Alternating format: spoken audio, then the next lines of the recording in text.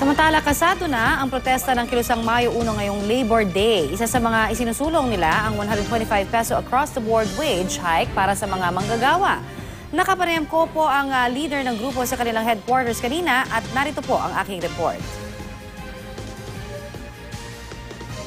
Narito po tayo ngayon sa headquarters nga ng Kilusang Mayo 1, no? Kung saan maaga pa lang nakikita natin naghahanda na sila, no?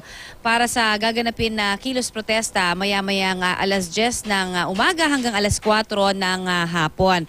Nakikita natin talagang 15 days, no, na pinaghandaan itong napakalaki na robot na ito, no, na talagang magsisimbolo daw ng kanilang pagtutol naman sa EDCA, no, o pag-uusap ng Aquino at Obama na kumbaga na ito nga nakaraang mga araw, ano, na pagbisita sa atin ni US President Barack Obama ukol pa rin dito sa Enhanced Defense Cooperation Agreement, ano. Ito nakikita natin, ito ay susunugin nila mamaya, no? 15 days nilang ginawa pero mamaya ang pagsusunog naman ito sa may bandang area ng Mendiola. Para lalo ho tayo maliwanagan ukol pa rin sa mga hinaing, ano, ng Kilusang Mayo 1, no, makakasama po natin ngayon para ma-interview naman ang kanilang chairman na si Mr. Bong Labong. Good morning po sa inyo. Good morning, Connie. Good morning sa ating mga tagapanood sa unang hirit. Labor Day na naman ho. Ito na naman ang pagkakataon natin para maipahayag, ano, ang ating mga hinaing.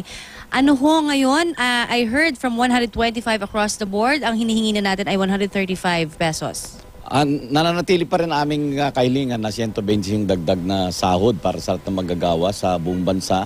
At ito ay nakahain bilang House Bill 257. Ano? So 125 pa rin? Oo, ito yung aming kahilingan. Kung meron mga nagde-demand ng iba pang halaga, di isulong na rin. Mahalaga magkaroon ng pangkalatang pagtaas ang sahod ng mga manggagawa na hanggang sa kasalukuyan hindi nakasasapat.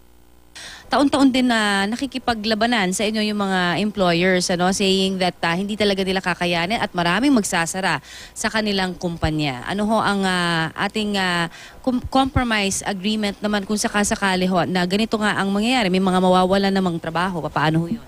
Gasgas naman na argumento na yun, no? Yung sinasabi ng mga employers na magsasara ang mga pabrika pag itinaas ang sahod. Ang totoo niyan, hindi pa man nagtataas ang sahod ng mga manggagawa, nagsasaraduhan na at nagtatanggalan na. Kaya mabuhay ang uring manggagawa. Maraming salamat po sa inyo, Kabong. At yan po, inaasahan natin from 10 a.m. ngayon pong umaga ay magkakaroon sila ng convergence dyan naman sa may Liwasang Bonifacio. Hanggang alas 4 po ng hapon ay dudulog naman sila doon sa area naman ng Mendiola para sa kanilang kilos protesta.